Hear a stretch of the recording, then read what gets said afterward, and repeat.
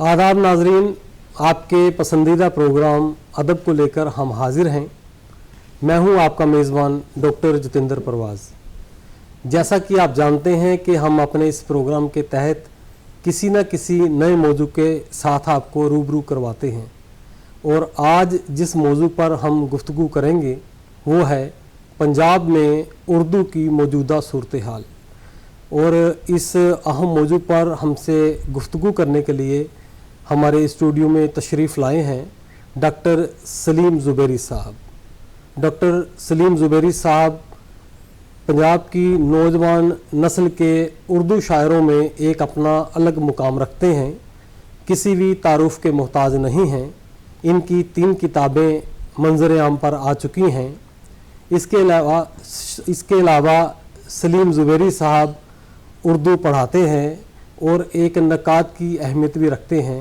पंजाब में उर्दू के जो मौजूदा हालात हैं उन पर इनकी पूरी नज़र है।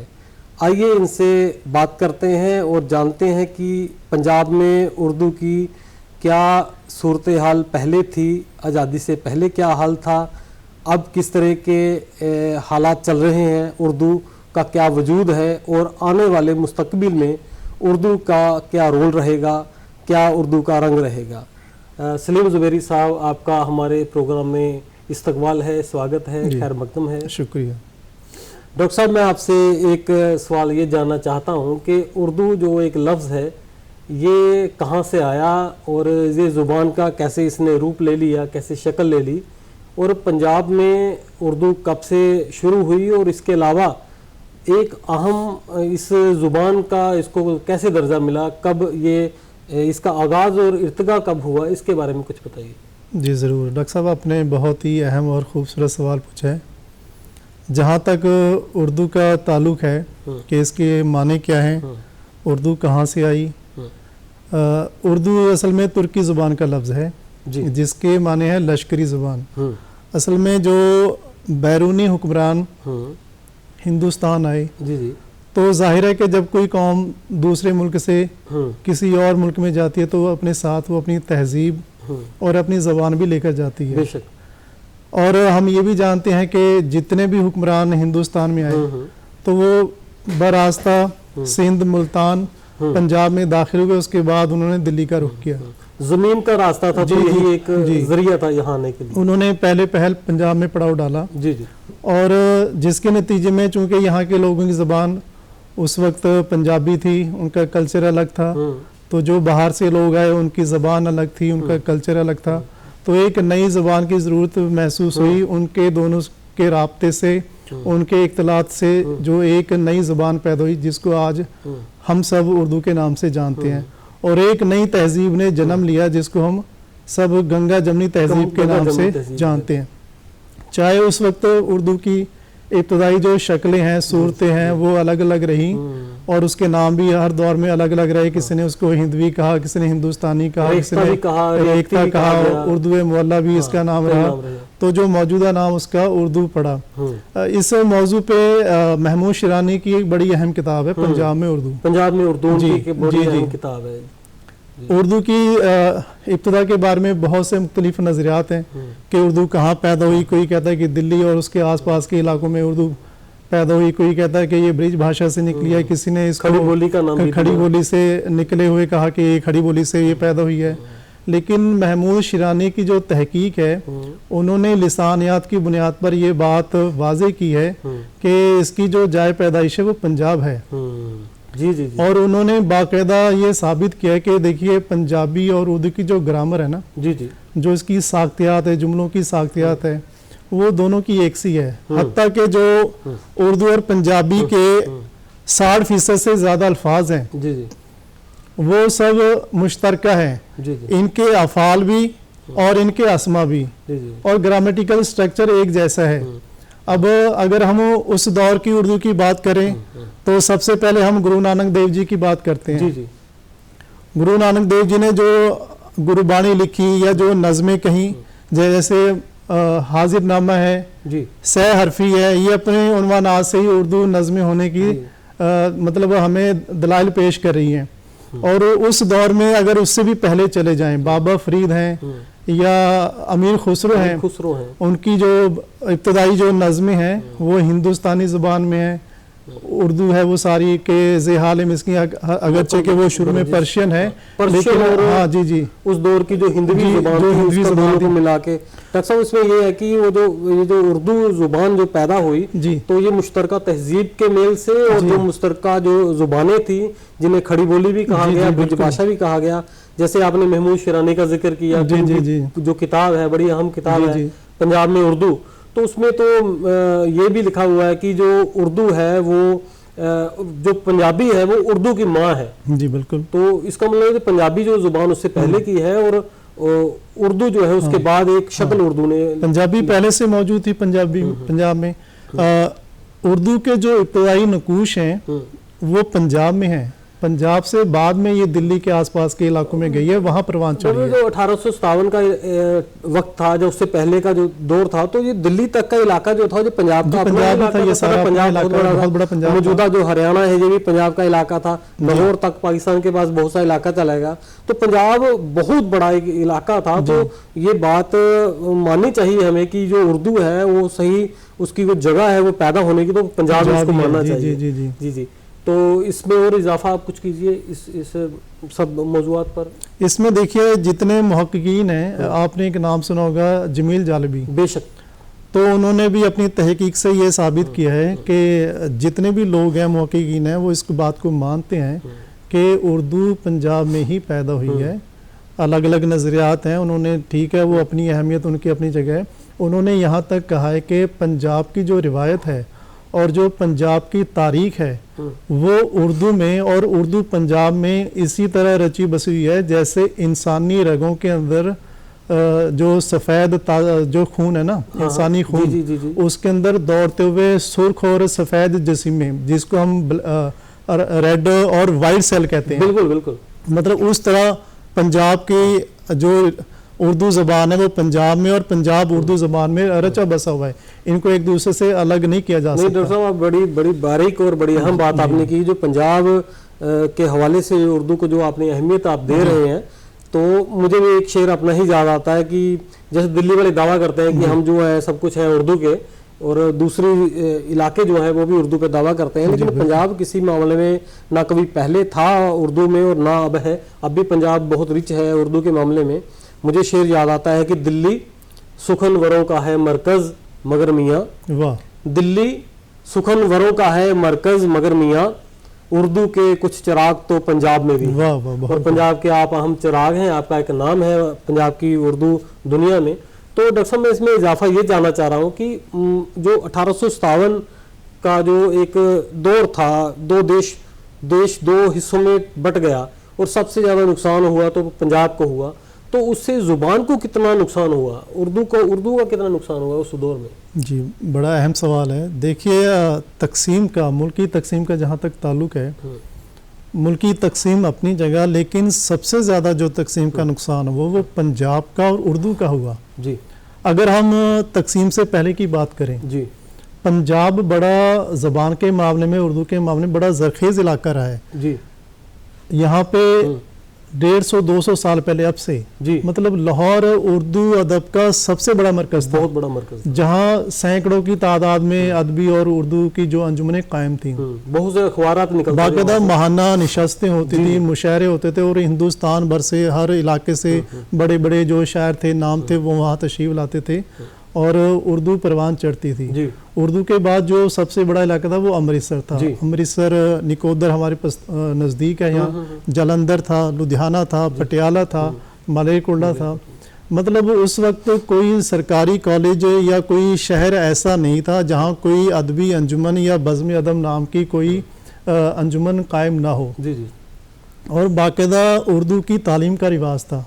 लेकिन जैसे ही हिंदुस्तान की तकसीम होती है, हिंदुस्तान आज़ाद होता है, तो सबसे ज़्यादा नुकसान हमारे पंजाब का हुआ। पंजाब 2 हिस्सों में बटा और उर्दू भी हाशिए पर आ गई। उर्दू हाशिए पर आ गई। उर्दू जो किसी वक्त सरकारी दरबारी ज़ुबान थी, स्कूलों में कॉलेजेस में पढ़ाई जाती थी, वो रफ्ता रफ्ता दफ्तरों से, अदालतों से, स्कूलों कॉलेजेस से वो सब गायब निकलती गई। डॉक्टर साहब, जो पंजाब है इसका जो रिश्ता आप बता रहे हैं उर्दू के साथ, वो तो इतना गहरा है कि जो पंजाब जो नाम है, पंज और आब, 2 लफ्जों से मिलके बना है। ये हालांकि फारसी से आए हैं लेकिन है तो उर्दू के शब्द, बिल्कुल बिल्कुल उर्दू के लफ्ज हैं। जी।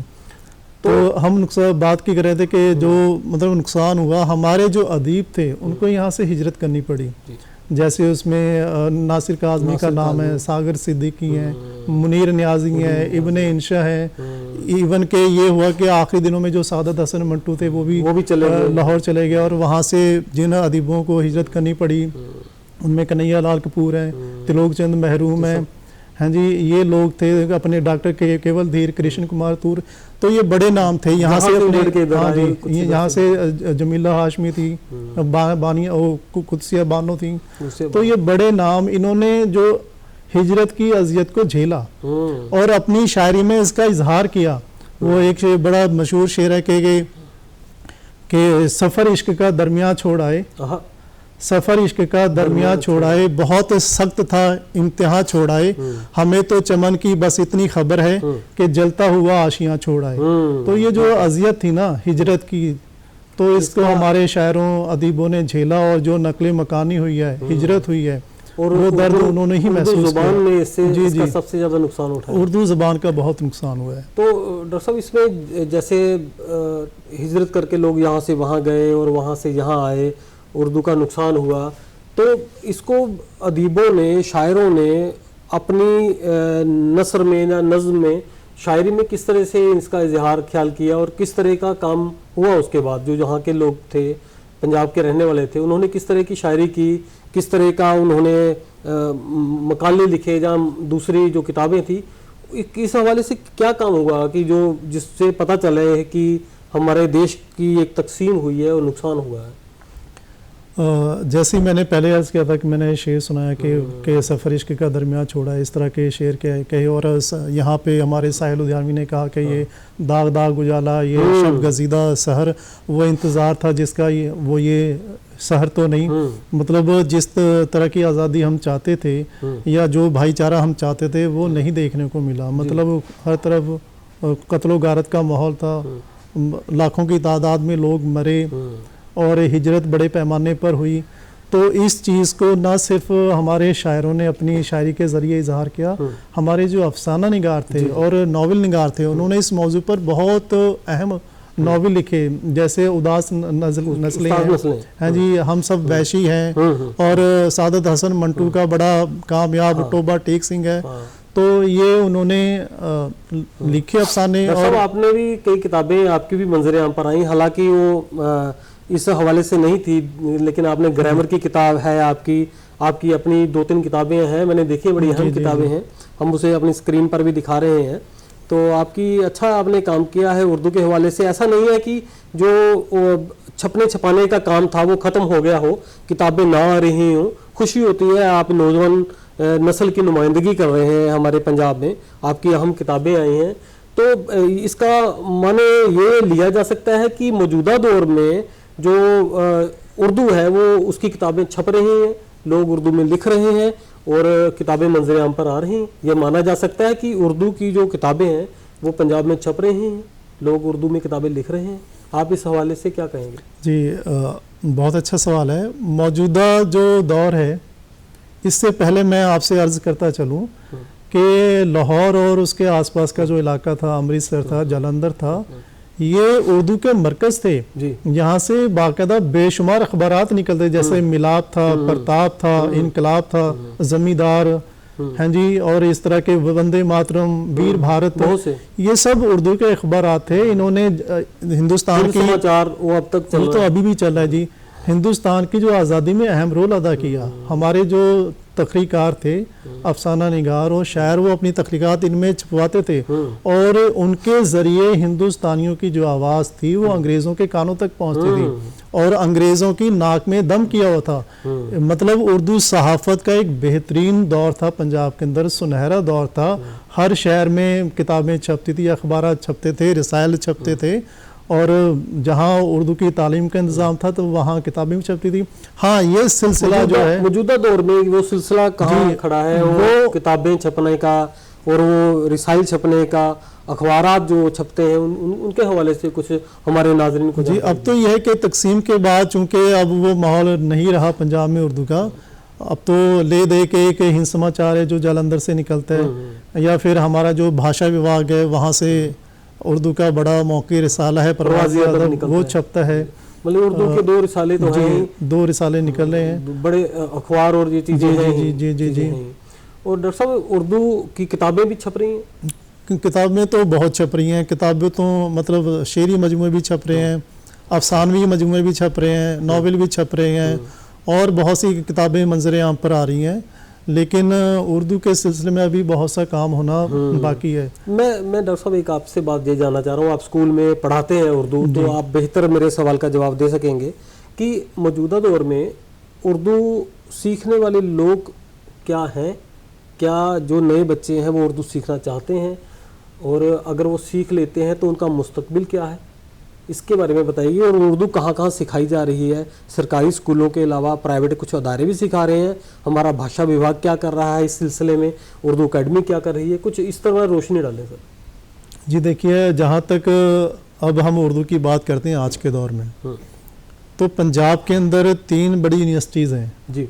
अमृतसर में गुरु नानक देव यूनिवर्सिटी है, वहाँ पे उर्दू का शोबा कायम है और बाकायदा रिसर्च की सतह का वहाँ पे इंतज़ाम है, हायर एजुकेशन का है वहाँ पे।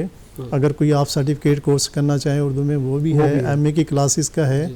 और इसी तरह पंजाब यूनिवर्सिटी पटियाला है, पटियाला में भी आप ग्रेजुएशन में उर्दू पढ़ना चाहें, एमए करना चाहें, पर्शियन में करना चाहें, हत्ता कि आजकल वहाँ पे 20 या 25 के करीब जो रिसर्च स्कॉलर है वो पीएचडी कर रहे हैं, उर्दू में हो रही है। हालांकि आप और मैं भी वहीं के पैदाइश हैं, बिल्कुल, हम लोगों ने भी पंजाब यूनिवर्सिटी पटियाला से पीएचडी की है। तो हमारे चंडीगढ़ में चंडीगढ़ में वहाँ पे शोबा बाकायदा वहाँ भी काम हो रहा है और वहाँ भी मतलब उर्दू के सिलसिले में क्लासेस का भी एहतमाम है। अगर कोई उर्दू सीखना चाहता है तो उसके लिए अलग से इंतज़ामात हैं। कोई रिसर्च करना चाहता है तो उसके लिए भी चंडीगढ़ में पंजाब यूनिवर्सिटी के अंदर शोबे उर्दू कायम है, तो वहाँ से वो अपनी तालीम मुकम्मल करते हैं उर्दू से। डॉक्टर साहब जो छोटे कोर्सेज हैं, सर्टिफिकेट कोर्स, डिप्लोमा कोर्स वगैरह, तो भाषा विभाग ने भी कुछ एक हर डिस्ट्रिक्ट में कुछ ऐसा प्रोग्राम जी भाषा विभाग की तरफ से उर्दू आमोज़ क्लासेस का इंतज़ाम है। उसने मखसूस जो पंजाब के ज़िले हैं 7-8 जगह पे वहाँ उनके जो क्लासेस लगती हैं, अगर कोई पार्ट टाइम वहाँ पे अपने शाम में क्लासेस में अपना दाखिला लेना चाहता है तो 6 महीने का उनका सर्टिफिकेट कोर्स है और वो उर्दू मतलब सीख सकता है। इसी तरह हाल ही में पंजाब उर्दू अकेडमी ने भी ये इंतज़ाम किया है। उसने पंजाब के 8 ज़िलों में, जिनमें बठिंडा है, लुधियाना है, पटियाला है, रूपनगर, अमृतसर, गुरदासपुर, यहाँ तक के मालेरकोटला में भी है। वहाँ भी अगर कोई शाम के वक्त अपना उर्दू सीखना चाहे तो वो दाखिला ले सकता है और 6 महीने का उनका सर्टिफिकेट कोर्स है, वो उसमें उर्दू बड़ी आसानी से। अच्छा डॉक्टर साहब, एक सवाल में ये भी मैं पूछना चाह रहा हूँ आपसे कि जो पंजाब के जो स्कूल हैं, जो उसमें जो सरकारी स्कूल हैं, जो कुछ प्राइवेट स्कूल भी आप ले सकते हैं, जो बेसिक उसमें जिसे बेसिक शिक्षा कहते हैं, बिल्कुल बुनियादी शिक्षा जिसे कहते हैं, तो उसमें उर्दू सिखाने पर क्या कुछ हो रहा है? क्या छोटी क्लासों में उर्दू सिखाई जा रही है? कुछ स्कूलों में, जिस स्कूल में आप पढ़ाते हैं वहाँ उर्दू का क्या सूरत हाल है? कितने स्टूडेंट होंगे आपके पास में? जी, मैं अभी आपकी जो बात है मैं उसी तरफ आऊँगा, स्कूलों की तरफ। पहले मैं जिक्र करता चलूँ, बहुत ज़रूरी है कि मालेरकोटला में नवाब शेर मोहम्मद का इंस्टीट्यूट ऑफ एडवांस स्टडीज़ है, जहाँ पे उर्दू के साथ साथ पर्शियन और अरबिक में भी एडवांस स्टडीज़, आप सर्टिफिकेट कोर्स करना चाहें, डिप्लोमा करना चाहें, एमए करना चाहें, यहाँ तक के तहकीक करना चाहें, वो भी इंतज़ाम है। इसी तरह सरकारी कॉलेज मालेरकोटला में एमए की क्लासेस का इंतज़ाम है। तो ये वो इदारे हैं जो उर्दू के लिए खिदमत अंजाम दे रहे हैं, उर्दू के फ़रोग के लिए काम कर रहे हैं, उर्दू की बका के लिए। जहाँ तक आपने खालसा कॉलेज पटियाला में भी वहाँ पे भी उर्दू की क्लासेस का इंतजाम है। यहाँ तक कि चंडीगढ़ में है, चंडीगढ़ में एक साहब थे, वो एक तवील अरसे से शाम के वक्त बहुत सी वहाँ जी भाषा विभाग के ज़रिए वो अपनी खिदमत अंजाम दे रहे हैं। और जहाँ तक स्कूलों का ताल्लुक है तो पंजाब सरकार ने इस सिलसिले में स्कूली सतह पे प्राइमरी से लेके हाई और सेकेंडरी सतह तक तलबा के पढ़ने के लिए उर्दू असातिज़ा की तकरूरी की है। जी जी। और 35-40 के करीब जो सरकारी स्कूलों में, प्राइमरी में, अच्छा, हायर में और सीनियर सेकेंडरी स्कूलों में बच्चों को उर्दू पढ़ाने का इंतज़ाम है। वहाँ टीचर जो है वो उनकी तकरूरी हुई है और NCERT की बाकायदा जो किताबें हैं वो निसाब में शामिल है। जी जी, बहुत अच्छा इंतज़ाम है बच्चों के लिए अब। तो डॉक्टर साहब, ये मैं आपसे एक बात और पूछ लूँ, आप नज़र रखते हैं पूरे उर्दू मंजरनामे पर भी आपकी नज़र है और आप देखते हैं कि जो लोगों को ज़रूरतें हैं उस पर भी आपका पूरा ध्यान है, तो उर्दू सीखने के बाद क्या किसी का कोई मुस्तकबिल है भी या नहीं है, उसके बारे में कुछ बताइए कि लोग उर्दू सीख के क्या कुछ कर सकते हैं इस सिलसिले में। बहुत से क्या कि टेक्नोलॉजी इतनी आ गई है कि लोगों का ध्यान हट गया ज़ुबानों से, बहुत सी ज़ुबानों का नुकसान हो रहा है, उर्दू भी उनमें से एक है। तो मैं जानना चाहता हूँ कि उर्दू अगर कोई पढ़ लिख जाता है तो क्या उसका मुस्तकबिल रोशन है, उसको कोई आप राय दीजिए इस पर, जहाँ आप कोई रोशनी डालिए। जी देखिए, जहाँ तक उर्दू का ताल्लुक है, मैं सिर्फ उर्दू की बात नहीं करूँगा, सारी ज़बानों की अगर हम बात करें, सारी ज़बानों का अब एक सा हाल है। असल में हुआ क्या है, जब से हम इस जदीद दौर में शामिल हुए हैं, टेक्नोलॉजी के इस दौर में, अब पढ़ाई का वो चल नहीं रहा कि आप MA कर रहे हैं, BA कर रहे हैं और आप ज़बानें सीख रहे हैं। अब तो यह है कि आपने 12वीं जमात की और आप IELTS करके बाहर चले जाते हैं। हर मैदान में जो है वो रोज़गार के मौके उतने नहीं रहे, तो बच्चे बहुत शॉर्टकट तरीका इख्तियार करते हैं और बाहर चले जाते हैं। जहाँ तक ज़बान सीखने का आप कह रहे हैं कि कोई फ़ायदा है, देखिए फ़ायदा तो है, कोई भी ज़बान है, कोई सब्जेक्ट है, वो कभी ना कभी आपको फ़ायदा देता है। हम और आप यहाँ इस वक्त बैठे हैं तो उर्दू की वजह से ही बैठे हैं। हम तो शौक है, हमें उर्दू का शौक है। अगर ये शौक ना होता, हमने उर्दू ना सीखी होती तो शायद आज हम यहाँ ना होते। और वैसे भी देखिए, उर्दू अगर आप सीखेंगे आपको तहजीब आएगी, आपका जो लहजा अच्छा होगा, आपके अंदर एक सलीका आएगा। और उर्दू के बगैर तो आप अगर फिल्म इंडस्ट्री में जाना चाहें, आपको वहाँ भी उर्दू सीखनी पड़ेगी। डॉक्टर साहब, मुझे एक और शेर बड़ा अच्छा याद आ रहा है कि उर्दू पर गुफ्तगू आप भी कर रहे हैं, मैं भी कर रहा हूँ, लेकिन हमारे बहुत से लोग उर्दू की रोटी खाते हैं लेकिन उर्दू के लिए कुछ नहीं करते। आप खुद जानते हैं कि कहा जाता है कि उर्दू का नुकसान करने वाले सबसे बड़े उर्दू वाले ही हैं। जी जी जी। तो मुझे एक शेर ये याद आ रहा है डॉक्टर साहब कि क्या है वो, उर्दू के हवाले से जहन से मेरे बात निकल रही है कि उनके अपने घर में आता उर्दू का अखबार ने एक मिसरा इसका कुछ है कि उर्दू की बदहाली का जो रोना रोते रहते हैं, उर्दू की बदहाली का जो रोना रोते रहते हैं, उनके अपने घर में आता उर्दू का अखबार नहीं। जी, तो ये भी है, नुकसान भी हो रहा है कुछ। जी जी बिल्कुल सही है। देखिए, ज़बान को ना अगर रोज़गार के मौके मिल जाएं या किसी भी ज़बान को रोज़गार से जोड़ दिया जाए तो खुद ब खुद उसके पढ़ने वाले पैदा हो जाएंगे। चूँकि सप्लाई किस चीज़ की होती है, जिस चीज़ की डिमांड होगी।